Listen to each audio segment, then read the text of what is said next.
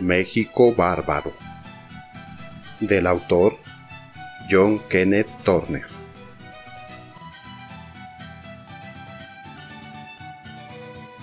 Capítulo 11. 4 huelgas mexicanas.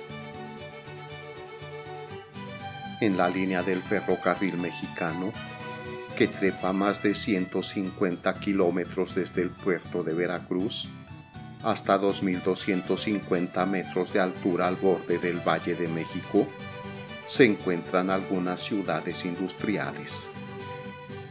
Cerca de la cima, después de esa maravillosa ascensión desde los trópicos hasta las nieves, el pasajero mira hacia atrás desde la ventanilla de su vagón, a través de una masa de aire de más de 1.500 metros que causa vértigo, y distingue abajo la más elevada de estas ciudades industriales.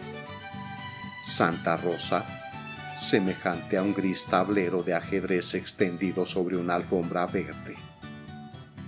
Más abajo de Santa Rosa, oculta la vista por el titánico contrafuerte de una montaña, se halla Río Blanco, la mayor de estas ciudades, escenario de la huelga más sangrienta en la historia del movimiento obrero mexicano.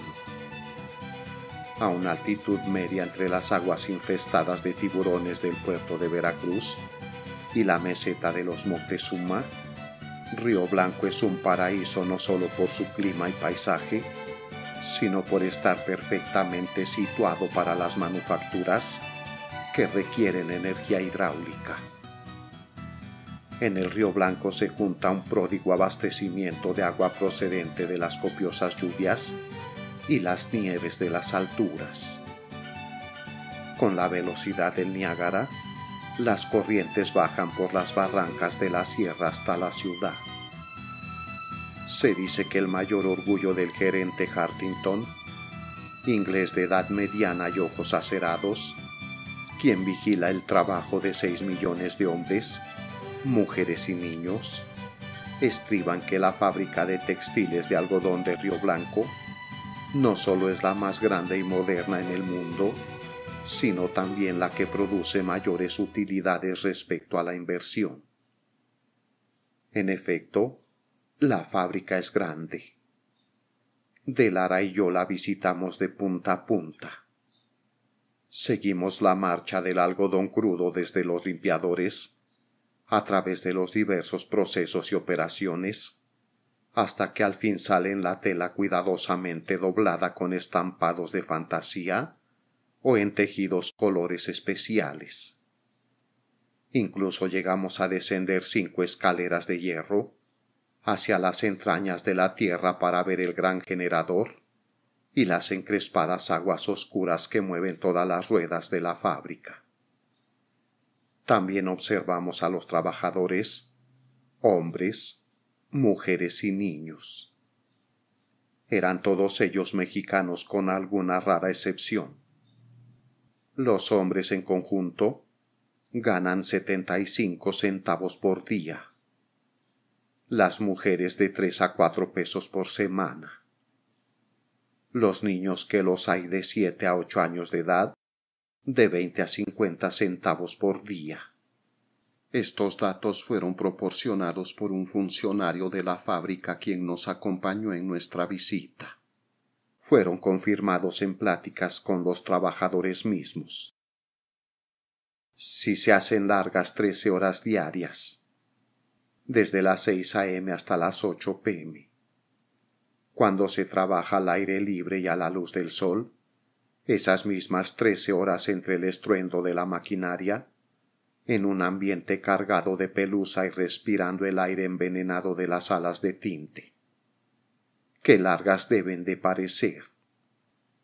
El terrible olor de las salas de tinte nos causaba náuseas y tuvimos que apresurar el paso. Tales salas son antros de suicidio para los hombres que allí trabajan. Se dice que estos logran vivir, en promedio, unos 12 meses. Sin embargo, la compañía encuentra muchos a quienes no les importa suicidarse de ese modo, ante la tentación de cobrar 15 centavos más al día sobre el salario ordinario. La fábrica de Río Blanco se estableció hace 16 años. 16 años.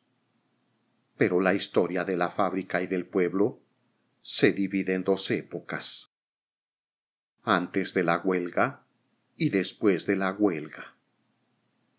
Por donde quiera que fuimos en Río Blanco y Orizaba, esta última es la ciudad principal de ese distrito político, oímos ecos de la huelga, aunque su sangrienta historia se había escrito cerca de 2 años antes de nuestra visita.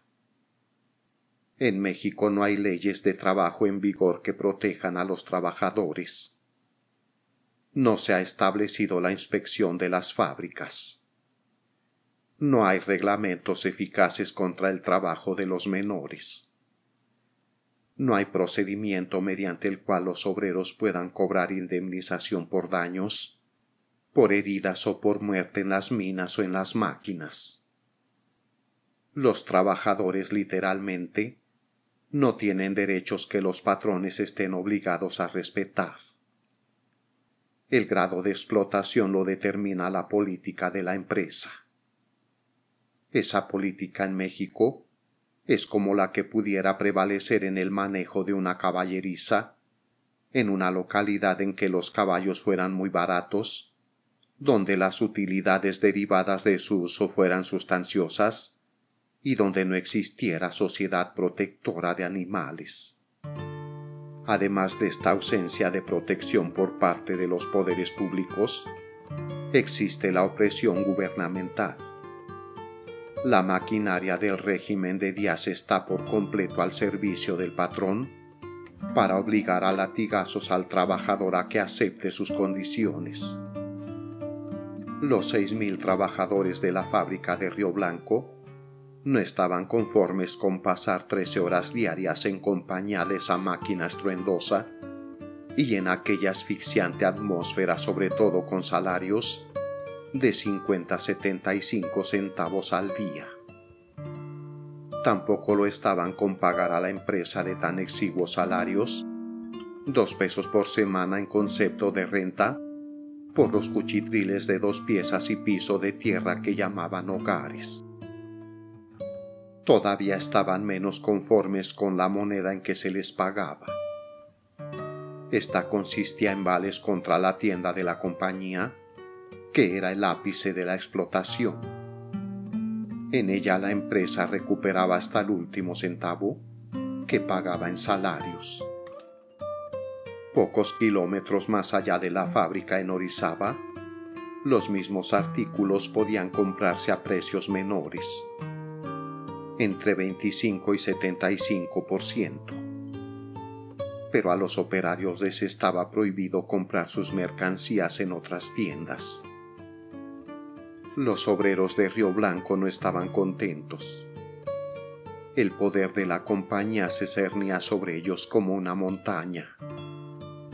Detrás y por encima de la empresa estaba el gobierno.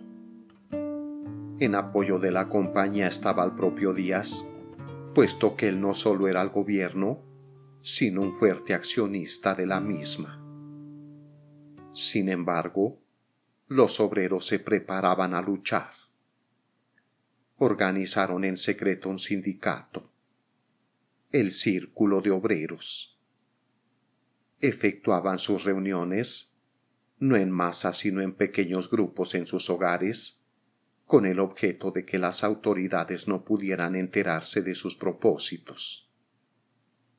Tan pronto como la empresa supo que los trabajadores se reunían para discutir sus problemas, comenzó a actuar en contra de ellos. Por medio de las autoridades policíacas, expidió una orden general que prohibió a los obreros, bajo pena de prisión, recibir cualquier clase de visitantes, incluso a sus parientes. Las personas sospechosas de haberse afiliado al sindicato fueron encarceladas inmediatamente, además de que fue clausurado un semanario conocido como Amigo de los Obreros y su imprenta confiscada. En esta situación se declaró una huelga en las fábricas textiles de la ciudad de Puebla, en el estado vecino, las cuales también eran propiedad de la misma compañía.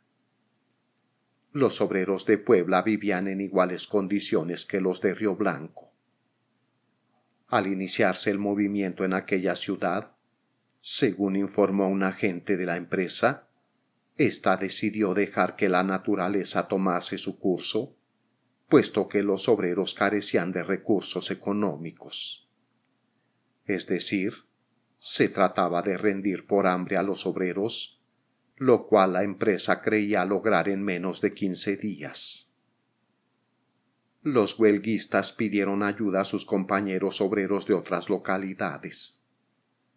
Los de Río Blanco ya se preparaban para ir a la huelga. Pero en vista de las circunstancias, decidieron esperar algún tiempo con el objeto de poder reunir, con sus escasos ingresos, un fondo para sostener a sus hermanos de la ciudad de Puebla. De este modo, las intenciones de la compañía fueron frustradas por el momento, puesto que a media ración tanto los obreros que aún trabajaban como los huelguistas tenían manera de continuar la resistencia, pero en cuanto la empresa se enteró de la procedencia de la fuerza que sostenía a los huelguistas poblanos, cerró la fábrica de Río Blanco y dejó sin trabajo a los obreros. También suspendió las actividades de otras fábricas en otras localidades y adoptó varias medidas para impedir que llegara cualquier ayuda a los huelguistas. Ya sin trabajo, los obreros de Río Blanco formaron pronto la ofensiva. Declararon la huelga y formularon una serie de demandas para aliviar hasta cierto punto las condiciones en que vivían. Pero las demandas no fueron atendidas. Al cesar el ruido de las máquinas, la fábrica dormía al sol, las aguas del Río Blanco corrían inútilmente por su cauce, y el gerente de la compañía se reía en la cara de los huelguistas.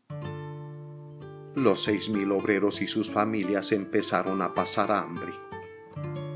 Durante 2 meses pudieron resistir explorando las montañas próximas en busca de frutos silvestres. Pero estos se agotaron y después engañaban el hambre con indigeribles raíces y hierbas que recogían en las laderas. En la mayor desesperación, se dirigieron al más alto poder que conocían, a Porfirio Díaz, y le pidieron clemencia. Le suplicaron que investigara la justicia de su causa y le prometieron acatar su decisión. El presidente Díaz simuló investigar y pronunció su fallo. Pero este consistió en ordenar que la fábrica reanudara sus operaciones y que los obreros volvieran a trabajar jornadas de 13 horas, sin mejoría alguna en las condiciones de trabajo. Fieles a su promesa, los huelguistas de Río Blanco se prepararon a acatar el fallo, pero se hallaron debilitados por el hambre y para trabajar necesitaban sustento. En consecuencia, al día de su rendición, los obreros se reunieron frente a la tienda de raya de la empresa y pidieron para cada uno de ellos cierta cantidad de maíz y frijol, de manera que pudieran sostenerse durante la primera semana hasta que recibieran sus salarios. El encargado de la tienda se rió de la petición.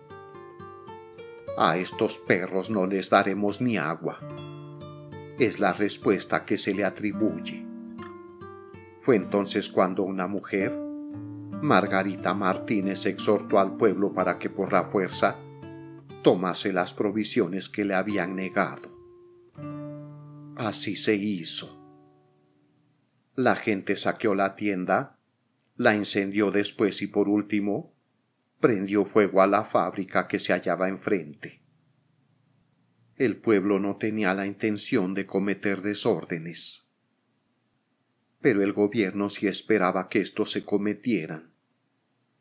Sin que los huelguistas lo advirtieran, algunos batallones de soldados regulares esperaban fuera del pueblo, al mando del general Rosalio Martínez, nada menos que el subsecretario de Guerra mismo. Los huelguistas no tenían armas. No estaban preparados para una revolución que no habían deseado causar. Su reacción fue espontánea y sin duda natural.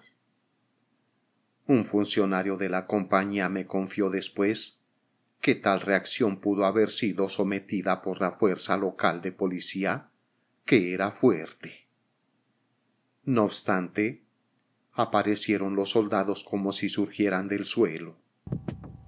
Dispararon sobre la multitud descarga tras descarga, casi a quemarropa.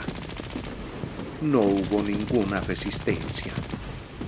Se ametralló a la gente en las calles, sin miramientos por edad ni sexo. Muchas mujeres y muchos niños se encontraron entre los muertos. Los trabajadores fueron perseguidos hasta sus casas, arrastrados fuera de sus escondites y muertos a balazos. Algunos huyeron a las montañas, donde los cazaron durante varios días. Se disparaba sobre ellos en cuanto eran vistos. Un batallón de rurales se negó a disparar contra el pueblo, pero fue exterminado en el acto por los soldados en cuanto estos llegaron. No hay cifras oficiales de los muertos en la matanza de Río Blanco. Si las hubiera, desde luego serían falsas. Se cree que murieron entre 200 y 800 personas. La información acerca de la huelga de Río Blanco la obtuve de muchas y muy diversas fuentes. De un funcionario de la propia empresa, de un amigo del gobernador que acompañó a caballo a los rurales cuando estos cazaban en las montañas a los huelguistas fugitivos, de un periodista partidario de los obreros que había escapado después de ser perseguido de cerca durante varios días, de supervivientes de la huelga y de otras personas que habían oído los relatos de testigos presenciales. Yo no sé a cuántos mataron, me dijo el hombre que había estado con los rurales, pero en la primera noche después que llegaron los soldados, vi 2 plataformas de ferrocarril repletas de cadáveres y miembros humanos apilados. Después de la primera noche hubo muchos muertos más. Esas plataformas, continuó, fueron arrastradas por un tren especial y llevadas rápidamente a Veracruz, donde los cadáveres fueron arrojados al mar para alimento de los tiburones. Los huelguistas que escaparon a la muerte recibieron castigos de otra índole, apenas menos terribles. Parece que en las primeras horas del motín se mataba a discreción sin distinciones. Pero más tarde se conservó la vida de algunas personas, entre las que eran aprehendidas. Los fugitivos capturados después de los primeros 2 o 3 días fueron encerrados en un corral. 500 de ellos fueron consignados al ejército y enviados a Quintana Roo. El vicepresidente y el secretario de Círculo de Obreros fueron ahorcados y la mujer que agitó al pueblo, Margarita Martínez, fue enviada a la prisión de San Juan de Ulúa. Entre los periodistas que sufrieron las consecuencias de la huelga están José Neira, Justino Fernández, Juan Olivares y Paulino Martínez. Los 2 primeros fueron encarcelados durante largo tiempo. El último fue torturado hasta que perdió la razón. Olivares fue perseguido durante muchos días, pero logró evadir la captura y pudo llegar a los Estados Unidos. Ninguno de los 3 primeros tenía relación alguna con los desórdenes. En cuanto a Paulino Martínez, no cometió otro delito que comentar de modo superficial sobre la huelga en favor de los obreros en su periódico publicado en la Ciudad de México a un día de ferrocarril desde Río Blanco. Nunca se acercó en persona a los acontecimientos de Río Blanco, ni se movió de la capital. Sin embargo, fue detenido, llevado a través de las montañas hasta aquella población y encarcelado. Se le mantuvo incomunicado durante 5 meses, sin que fuera formulado cargo alguno en su contra. El gobierno realizó grandes esfuerzos para ocultar los hechos de la matanza de Río Blanco. Pero el asesinato siempre se descubre. Aunque los periódicos nada publicaron, la noticia corrió de boca en boca hasta que la nación se estremeció al conocer lo ocurrido. En verdad se trató de un gran derramamiento de sangre. Sin embargo, aun desde el punto de vista de los trabajadores, no fue totalmente en vano ese sacrificio.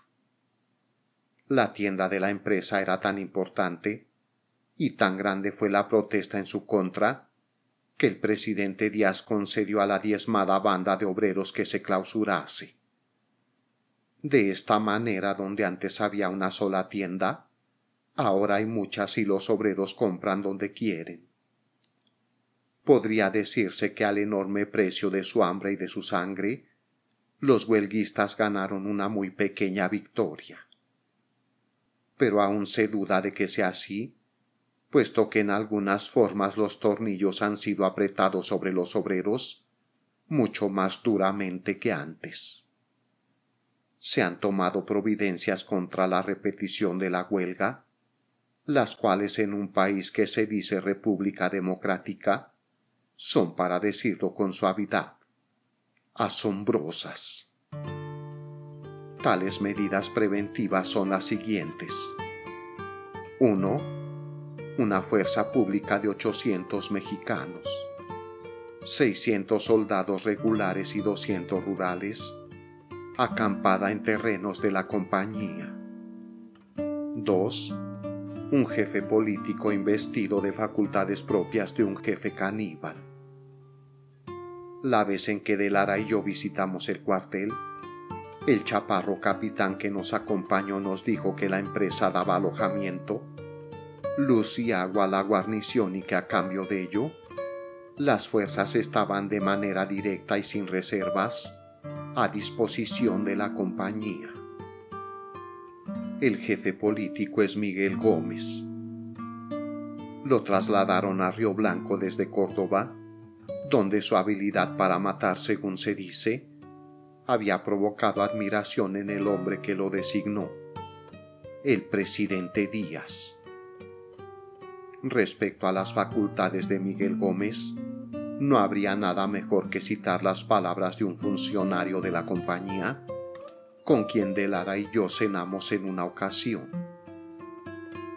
Miguel Gómez tiene órdenes directas del presidente Díaz para censurar todo lo que leen los obreros y para impedir que caigan en manos de ellos periódicos radicales o literatura liberal. Más aún, tiene orden de matar a cualquiera de quien sospeche malas intenciones. Sí, he dicho matar. Para eso Gómez tiene carta blanca y nadie le pedirá cuentas. No pide consejo a nadie y ningún juez investiga sus acciones, ni antes ni después. Si ve a un hombre en la calle y le asalta cualquier caprichosa sospecha respecto de él, o no le gusta su manera de vestir o su fisonomía, ya es bastante. Ese hombre desaparece. Recuerdo a un trabajador de la sala de tintes que habló con simpatía del liberalismo. Recuerdo también a un devanador que mencionó algo de huelga. Ha habido otros. Muchos otros. Han desaparecido repentinamente. Se los ha tragado la tierra y no se ha sabido nada de ellos, excepto los comentarios en voz baja de sus amigos. Desde luego, por su propio origen es imposible verificar esta afirmación, pero vale la pena hacer notar que no proviene de un revolucionario. Es claro que los obreros sindicalizados de México son los mejor pagados, con gran diferencia respecto de los demás trabajadores del país. Debido a la oposición tanto de los patrones como del gobierno, así como a la profunda degradación de la que el mexicano necesita salir, antes que pueda recoger los frutos de la organización, el sindicalismo en México está todavía en su infancia. Aún está en pañales. Bajo las actuales circunstancias, su crecimiento es lento y está rodeado de grandes dificultades. Hasta ahora, no existe una Federación Mexicana de Trabajadores. Los principales sindicatos mexicanos que había en 1908, según me lo especificó Félix Vera, presidente de la Gran Liga de Trabajadores Ferrocarrileros, y otros organizadores eran los siguientes: la Gran Liga de Trabajadores Ferrocarrileros con 10,000 miembros, el Sindicato de Mecánicos con 500 miembros, el Sindicato de Caldereros con 800, el Sindicato de Cigarreros con 1,500, el de Carpinteros con 1,500, el de Herreros, que tiene su cuartel general en Ciudad Porfirio Díaz, con 860 miembros, y el Sindicato de Obreros y del Acero y Fundiciones de Chihuahua, con 500. Estos son los únicos que funcionan de modo permanente, y la suma de sus miembros muestra que no llegan a 16,000. Han surgido otros sindicatos como los de Río Blanco, Cananea, Tizapán y otros lugares, en respuesta a una necesidad urgente. Pero han sido destruidos, bien por los patrones o por el gobierno, o generalmente por las dos entidades de consumo, el segundo como sirviente de los primeros. Durante 2 años a partir de 1908, no ha habido en la práctica ningún avance en la organización sindical. Por el contrario, durante algún tiempo el sindicato más grande, el de trabajadores ferrocarrileros, casi dejó de existir, después de haber sido vencido en una huelga, aunque recientemente ha revivido hasta recuperar casi su antigua fuerza. Los sindicatos mencionados están formados de manera exclusiva por mexicanos.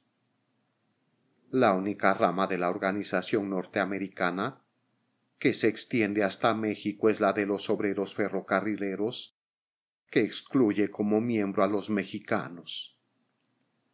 Por eso la Gran Liga es un sindicato puramente mexicano. Los caldereros perciben un salario mínimo de 55 centavos por hora. Los carpinteros, organizados solo en la Ciudad de México sin tener aún escala de salarios, ganan de unos 50 a 3.50. Los cigarreros de 3.50 a 4 pesos. Los herreros 45 centavos por hora y los trabajadores del acero y de las fundiciones 50 centavos por hora. Han ocurrido varias huelgas de estos obreros. En 1905, los cigarreros impusieron sus propias condiciones. Poco después el Sindicato de Mecánicos de los Talleres Ferroviarios en Aguascalientes declaró la huelga porque sus agremiados estaban siendo desplazados de modo gradual por húngaros no sindicalizados con salarios más bajos. Los huelguistas no solo ganaron el punto por el que luchaban, sino que además consiguieron un alza de 5 centavos diarios en sus salarios.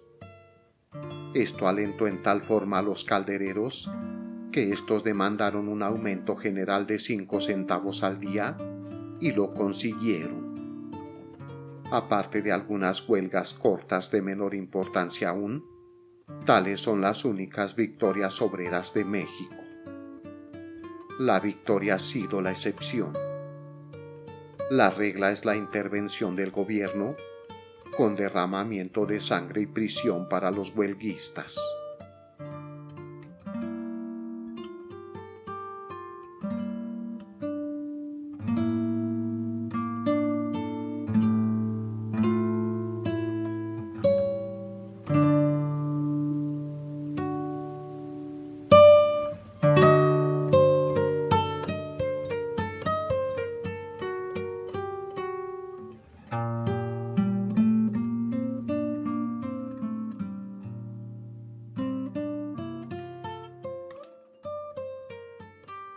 La huelga de la Gran Liga de Trabajadores Ferrocarrileros ocurrió en la primavera de 1908. La liga está compuesta principalmente por garroteros que percibían 75 pesos al mes y mecánicos de los talleres que ganaban 50 centavos por hora. A principios de 1908, los jefes de San Luis Potosí comenzaron a discriminar a los obreros sindicalizados tanto en los talleres como en los trenes. El sindicato protestó ante el gerente general Clark y este prometió solucionar el problema en un lapso de 2 meses. Al terminarse este plazo nada se había hecho.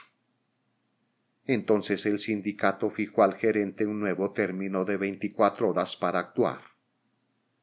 Pero tampoco hubo nada efectivo.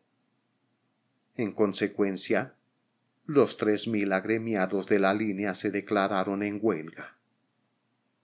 Esta paralizó todo el sistema del Ferrocarril Nacional Mexicano, que cuenta con cerca de 1.500 kilómetros de vías desde Laredo, Texas, hasta la Ciudad de México. Durante 6 días, el tráfico estuvo suspendido. Parecía asegurado el reconocimiento del sindicato, el primer requisito necesario para lograr la paz con éxito en cualquier lucha conducida según las normas sindicales. La gran compañía parecía vencida. Pero los huelguistas no habían contado con el gobierno. Tan pronto como el gerente Clark advirtió que estaba vencido en el campo económico, llamó en su ayuda al poder policíaco de Díaz. El gobernador del estado de San Luis Potosí se comunicó con Vera, el dirigente de la Gran Liga, y le informó que si los obreros no volvían al trabajo inmediatamente, serían detenidos y encarcelados por conspirar contra el gobierno. Mostró un telegrama del presidente Díaz, que en términos significativos le recordó a Vera la matanza de Río Blanco ocurrida apenas hacía un año. Vera se trasladó rápidamente a México, donde se entrevistó con el vicepresidente Corral y trató de conseguir una audiencia con Díaz. Corral confirmó las amenazas del gobernador de San Luis Potosí y Vera aseguró que los huelguistas mantenían perfecto orden. Rogó que fueran tratados con justicia. Todo fue inútil.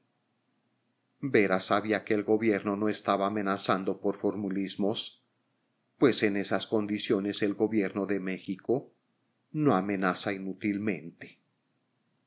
Después de una conferencia con la junta directiva del sindicato, la huelga fue levantada y los ferrocarrileros volvieron al trabajo. Es evidente que este resultado desmoralizó al sindicato. Pues ¿de qué sirve organizar si no es permitido recoger los frutos de la unión? Los huelguistas fueron aceptados de nuevo en sus trabajos, como se había convenido. Pero fueron despedidos uno tras de otro en el momento conveniente. La cantidad de afiliados a la liga disminuyó, y los que quedaron en sus listas siguieron solo con la esperanza de que un gobierno menos tiránico reemplazase el que había frustrado sus esfuerzos. Vera renunció a la presidencia. No se aceptó su renuncia. Permaneció como jefe nominal del organismo, pero nada podía hacer. Lo conocí precisamente en esta situación y hablé con él acerca de la huelga en los ferrocarriles y la perspectiva general del sindicalismo mexicano. Sus últimas palabras en nuestra plática fueron las siguientes: la opresión del gobierno es terrible, terrible. No hay posibilidad de mejorar las condiciones de los trabajadores mientras no haya un cambio en la administración. Todo trabajador libre de México lo sabe. Vera organizó la Gran Liga de Trabajadores Ferrocarrileros de México en 1904 y desde esa fecha ha pasado muchos meses en prisión por el solo motivo de sus actividades sindicales.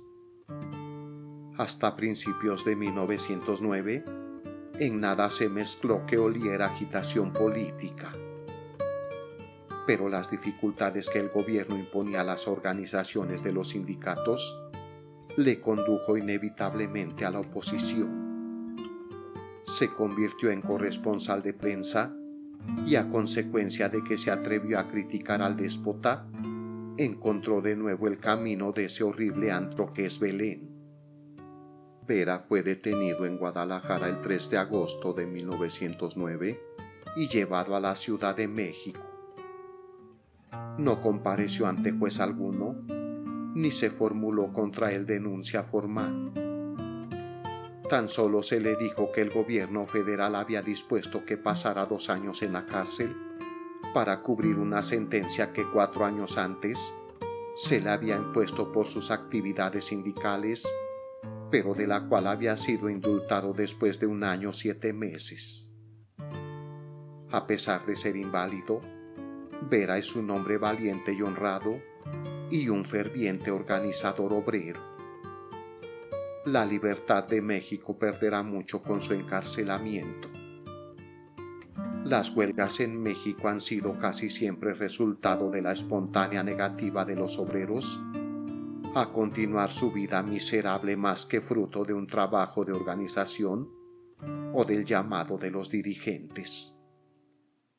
Tal fue la huelga de Tizapán, a la que me refiero porque de manera casual visité ese lugar cuando los huelguistas estaban muriendo de hambre. La huelga había durado 1 mes. Afectaba a 600 operarios de una fábrica textil de Tizapán, situada a unos cuantos kilómetros desde el castillo de Chapultepec, en la Ciudad de México. Sin embargo, ni un solo periódico de la capital que yo sepa mencionó el hecho de que esa huelga existiera. Me enteré que ahora es un refugiado político en los Estados Unidos, quien me advirtió que mantuviera en secreto que él me lo había comunicado, porque aunque él mismo no supo de la huelga sino después que fue declarada, temía que una indiscreción por mi parte diera por resultado su captura. Al día siguiente fui a Tizapán, vi la fábrica silenciosa, visité a los huelguistas en sus miserables hogares y además hablé con el comité de huelga. Excepto en Valle Nacional nunca había visto tanta gente, hombres, mujeres y niños como en Tizapán, con las señales del hambre en sus caras. Es verdad que no estaban enfermos de fiebre, que sus ojos no estaban vidriosos a causa de la fatiga total por el trabajo excesivo y el sueño insuficiente, pero sus mejillas estaban pálidas, respiraban débilmente y caminaban vacilantes por falta de alimento. Esta gente había trabajado 11 horas diarias por salarios que variaban entre 1 peso y 6 pesos por semana. Sin duda, hubieran continuado en esas condiciones y tales salarios se les pagaran realmente. Pero los patrones siempre ideaban nuevos métodos para robarles lo poco a que tenían derecho. Las pequeñas manchas que aparecían en la tela eran causa de descuentos de 1 y 2 pesos y en ocasiones hasta de 3 pesos en los sueldos. Las multas menores eran incontables. Además, Los trabajadores estaban obligados a pagar 3 centavos cada uno a la semana para pagar la comida de los perros que pertenecían a la fábrica. Esto fue la gota que colmó el vaso. Los trabajadores se negaron a aceptar salarios con descuentos. Se cerró la fábrica y empezó el periodo de hambre. Cuando visité Tizapán, más o menos 75% de los hombres se habían marchado a otras partes en busca de trabajo. Como se hallaban por completo sin recursos, es muy probable que gran porción de ellos haya caído en manos de enganchadores y fueran vendidos a la esclavitud de la tierra caliente. Quedaban allí algunos hombres y muchas mujeres y niños hambrientos. El comité de huelga había suplicado al gobierno federal que pusiera remedio a sus agravios, pero sin éxito.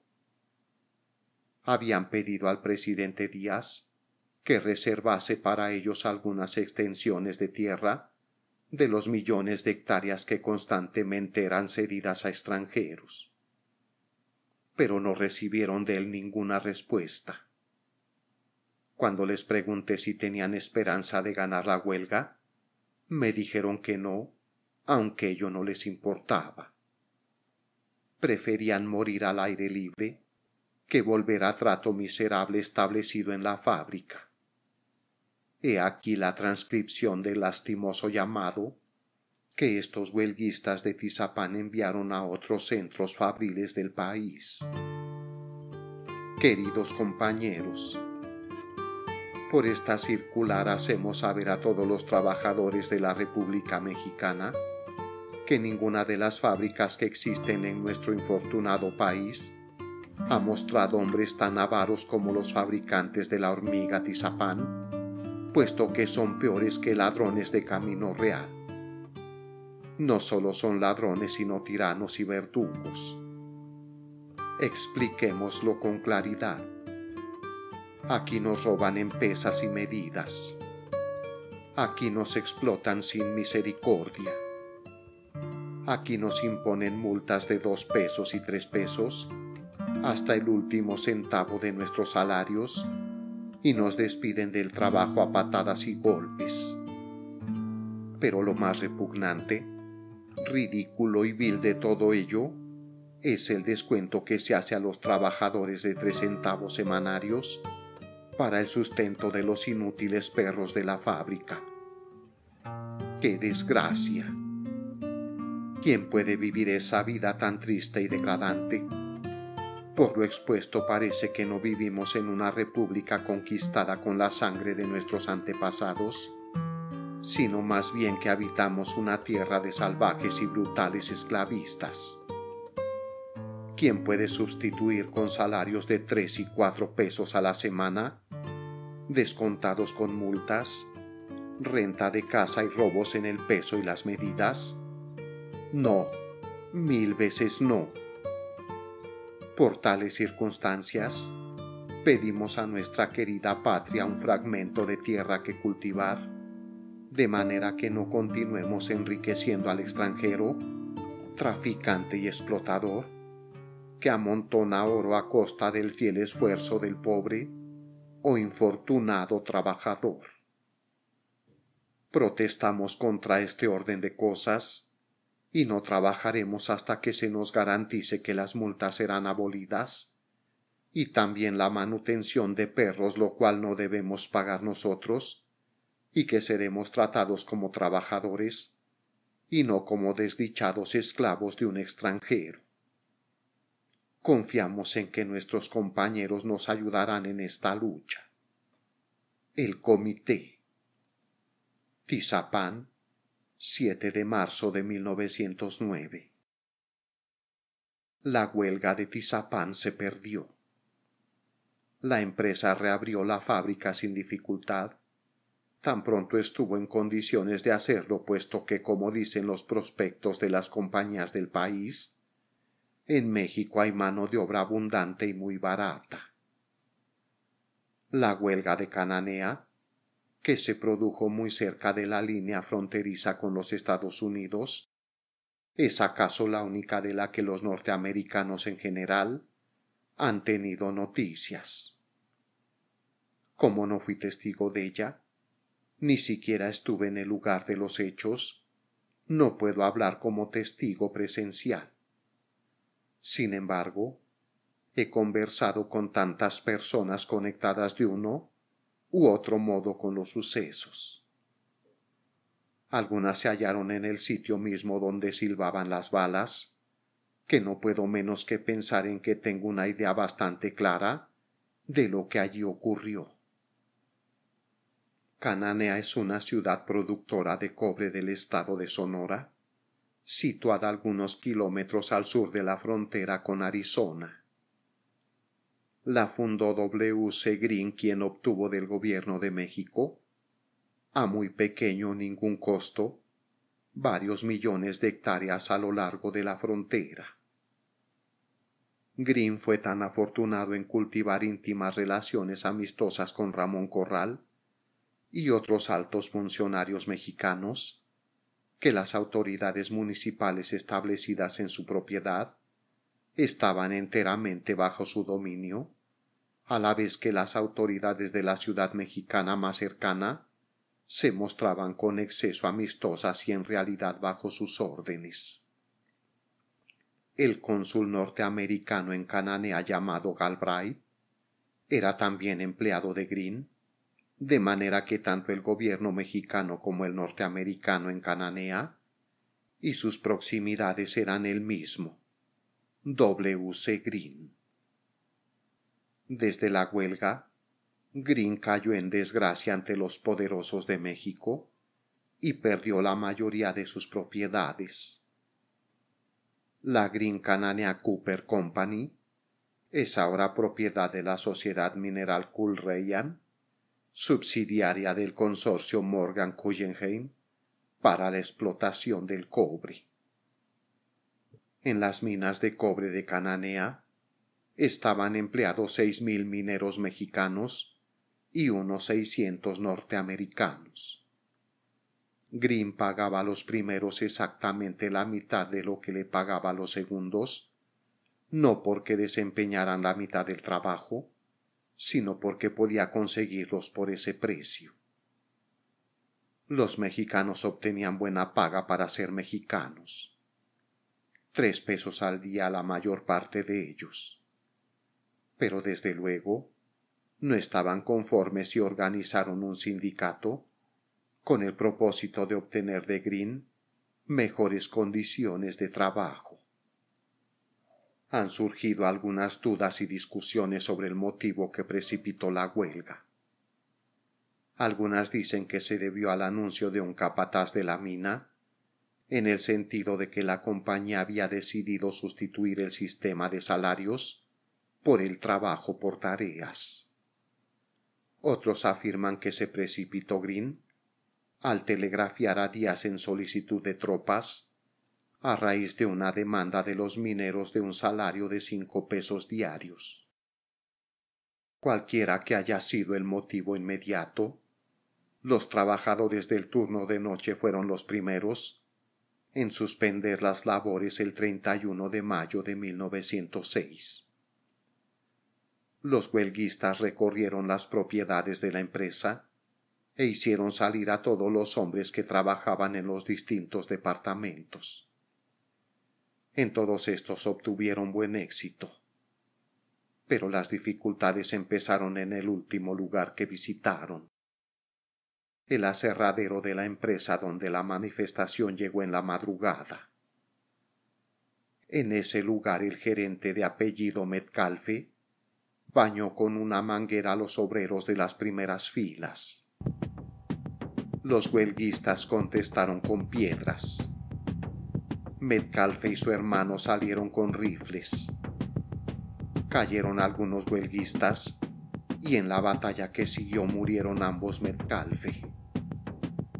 Durante la manifestación, el jefe del escuadrón de detectives de Greene llamado Rowan repartió rifles y municiones entre los jefes del departamento y tan pronto como empezó la lucha en el aserradero, La policía de la empresa subió en automóviles y recorrió el pueblo disparando a derecha e izquierda. Los mineros desarmados se dispersaron, pero se disparó sobre ellos cuando corrían. Uno de los dirigentes acudió al jefe de la policía en demanda de armas para que los mineros pudieran protegerse, pero fue bárbaramente golpeado por este, quien puso todas sus fuerzas al servicio de la compañía. Durante las primeras horas que siguieron a los disturbios, fueron 11 encarcelados algunos hombres de Green.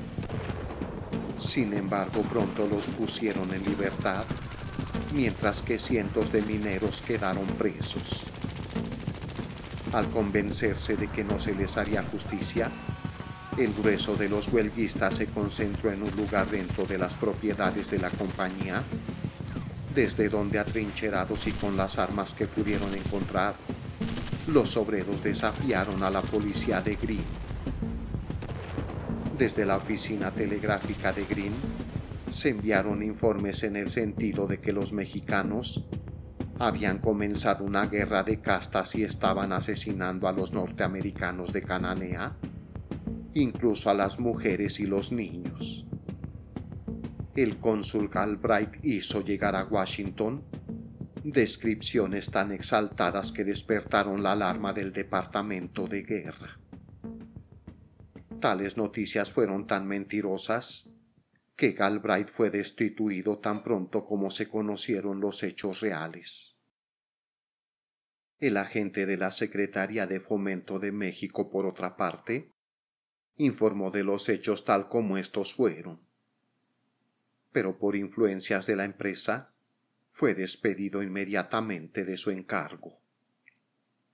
El coronel Green escapó a toda prisa en su vagón privado hacia Arizona, donde pidió voluntarios que quisieran ir a Cananea a salvar a las mujeres y niños norteamericanos.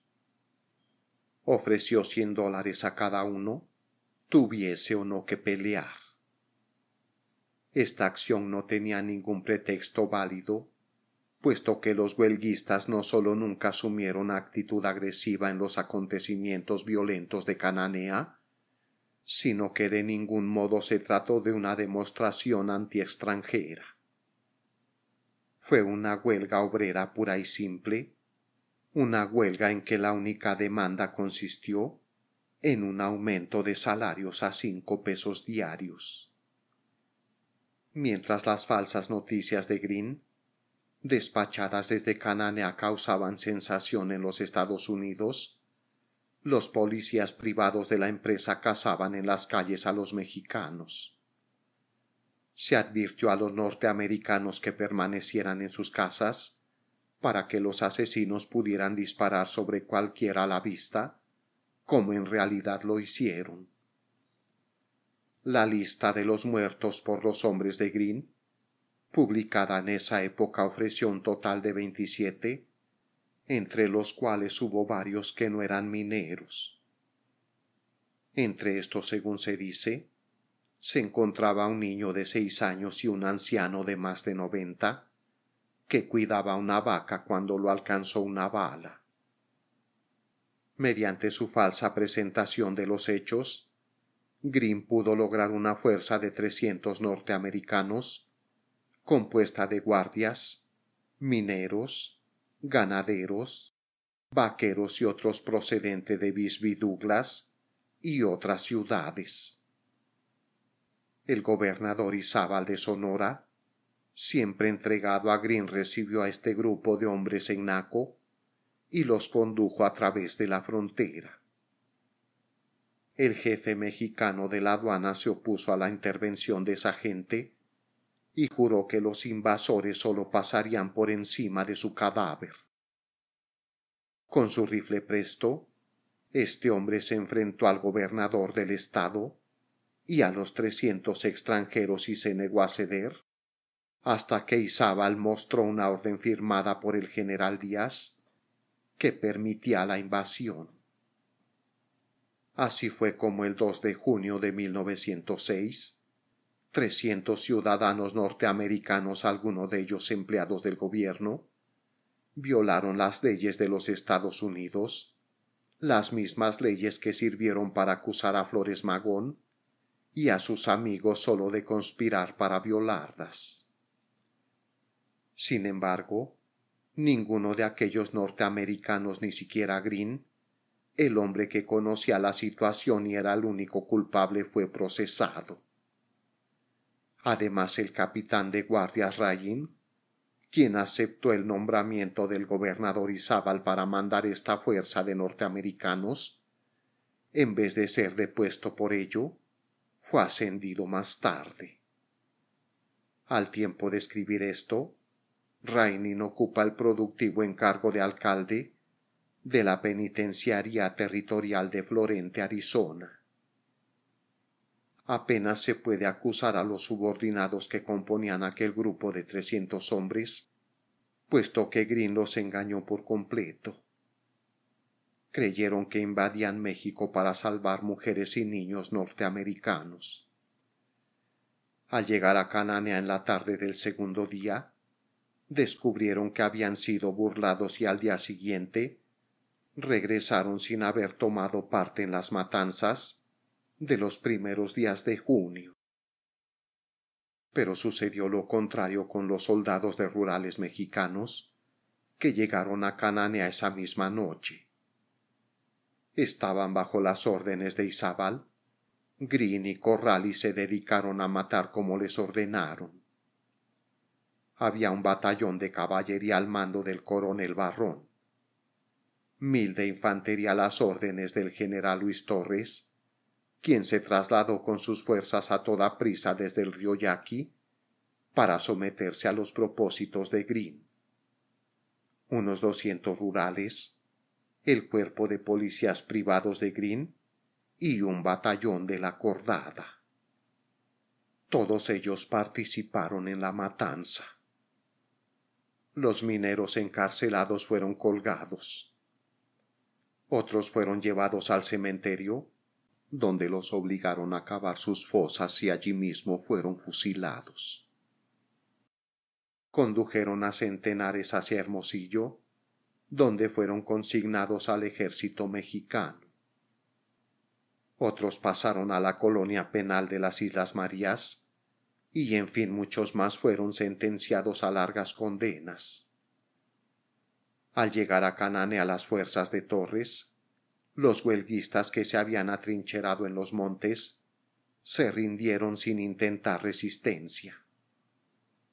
Sin embargo, antes se efectuó un parlamento en el que los dirigentes obtuvieron seguridades de que no se dispararía sobre los obreros. Pero a pesar de que convencieron a estos de que no debían resistir a las autoridades, Manuel M. Diegues, Esteban B. Calderón y Manuel Ibarra, miembros del comité ejecutivo del sindicato, fueron sentenciados a pasar 4 años en la cárcel, donde aún permanecen si todavía no han muerto. Entre los encarcelados bajo órdenes de ser fusilados, se encontró L. Gutiérrez de Lara, quien no había cometido otro crimen que el de hablar en un mitin de los mineros. La orden para su fusilamiento y el de otros fue expedida directamente desde la Ciudad de México por recomendación del gobernador Izábal. De Lara tenía amigos influyentes en la capital de la República, y estos se enteraron del caso gracias a la actitud amistosa del operador de telégrafos y del jefe de correos en Cananea, y pudieron conseguir a tiempo la suspensión de la sentencia. El evento terminó en que los huelguistas, completamente desintegrados por la violencia homicida del gobierno, no fueron capaces de reagrupar sus fuerzas. Se rompió la huelga y los mineros supervivientes volvieron al trabajo poco después en condiciones menos satisfactorias que antes. Tal es el destino que el zar de México tiene asignado a los obreros que se atreven a pedir una parte mayor del producto de su trabajo. Queda todavía por decir lo siguiente. Green se negó a acceder a la petición obrera de aumento de salarios basado en una buena excusa. El presidente Díaz, dijo Green, me ha ordenado que no aumente los salarios y yo no me atrevo a desobedecerlo. Es la excusa que ofrecen los empresarios a los trabajadores en todo México.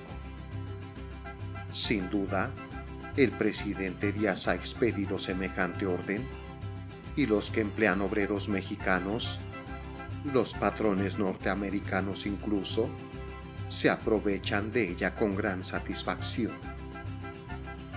Los capitalistas norteamericanos apoyan a Díaz con mucho mayor acuerdo que al presidente Taft. Los capitalistas norteamericanos apoyan a Díaz porque esperan que mantenga siempre barata la mano de obra mexicana y que la oferta de ésta los ayude a romper la espina dorsal de las organizaciones obreras de los Estados Unidos, ya sea mediante la transferencia de parte de su capital a México o mediante la importación de trabajadores mexicanos a los Estados Unidos.